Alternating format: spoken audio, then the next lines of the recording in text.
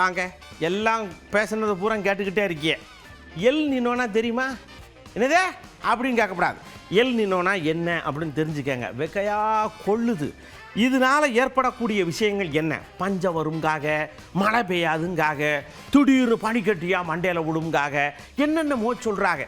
உங்களுக்கு என்ன தெரியும் அப்படின்னு கேட்டால் அவங்க பட்டும் படாமல் இல்லை, எல்லாமே எங்களுக்கு தெரியுன்ற மாதிரியே பதில் சொல்கிறாங்க. எல்னினோனா எனக்கு என்னன்னு தெரியாது. என்னன்னு எனக்கு தெரியாதுங்க.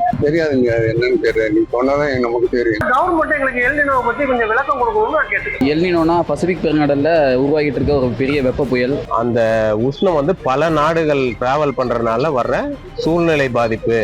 1800 சம்திங், அதாவது 18th செஞ்சுரியில நடந்த ஒரு பெரிய பஞ்சம், எல்னினோ மூலியமா நடந்த பஞ்சம் இப்ப இந்த 2026லயும் வரப்போகுது. இது வந்து புதுசா இருக்கு. சமீபமா இந்த வெயில் சூழல் வந்து புதுசா தான் இருக்கு. நார்மலா பார்க்க போனா ஜாஸ்தி தான் வெயில். ஃபேன் போட்டாலும் ரொம்ப ஹீட்டா தான் இருக்கு, ரொம்ப சிரமமா தான் இருக்குது. குழந்தைங்களுக்கு தான் ரொம்ப கஷ்டம். ஸ்கூல் வேற ஓபன் பண்ணிட்டாங்க, அவங்களால வெயில் அதிகமா தாங்க முடியல. ஸ்கூல் போயிட்டு வந்தா ரொம்ப உடம்புலலாம் வந்து வேர்க்குரு அதிகமா, அவங்களுக்கு டீஹைட்ரேஷன் வேற ஆயிடுது. இதை தடுக்கணும் அப்படின்னா இயற்கை வளத்தை நம்ம கம்பல்சரியா காப்பாற்றணும். மலை வளங்கள், அந்த மலையில் இருக்கக்கூடிய காடுகள் அழிக்கப்படுது. இதையெல்லாம் தடுத்து நிறுத்தினால் தான் இந்திய தேசத்துல வளங்கள் பாதுகாக்கப்படும். மழை வந்து எப்போ பெய்யுங்கிறது நம்ம வந்து கையில் கிடையாது.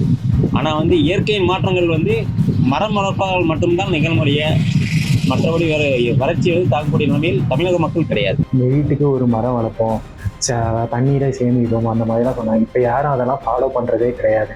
நம்ம இந்த இதெல்லாம் திருப்பி ஃபாலோ பண்ணால் மட்டும்தான் நம்மளுக்கு எல்லாத்துலேருந்து தப்பிக்க முடியும். வறட்சி ஏற்பட்டால் அதுக்கான வழிகாட்டுதல் அமைக்கிற வகையில் அதுக்கான பாக்கெட் அமைச்சு கொடுத்தாங்கன்னா மக்களுக்கு ஒரு வழிகாட்டுதல் அமையுங்கிறது தான் எங்களோட அவசியம். வந்து தகுந்த நடவடிக்கை எடுக்கும் நம்பிக்கையோட மக்கள்லாம் இருக்காங்க. யாரும் பயப்பட வேண்டிய அவசியம் இல்லை. அதோட பாதிப்பு அதிகமாக இருக்குன்னு சொல்கிறீங்க, ஆனால் அதுக்கு கவர்மெண்ட் தான் ஃபஸ்ட்டு நமக்கு ஸ்டெப்ஸ் எடுக்கணும். அரசாங்கம் வந்து கண்டிப்பாக அதுக்கான முன்னேற்பாடுகளை எடுத்து மக்களை வந்து விழிப்புணர்வு செய்யணும். இந்த நூற்றாண்டில் கொரோனா, ஊரடங்கு, ஆழி பேரலை போன்ற பெரும் சவாலை சமாளிச்சிருக்கோம். கொரோனாவை நம்ம சமாளித்து நடந்தது போல இந்த வறட்சியை சமாளித்து நடப்போம். கொஞ்சம் மக்கள் எல்லாமே அது என்னங்கிறது கொஞ்சம் காது கொடுத்து அதுக்கு தந்தப்ப என்ன செய்யணுங்கிறது முன்னேற்பாடு பண்ணிக்கிட்டாங்கன்னா நல்லா இருக்கும்.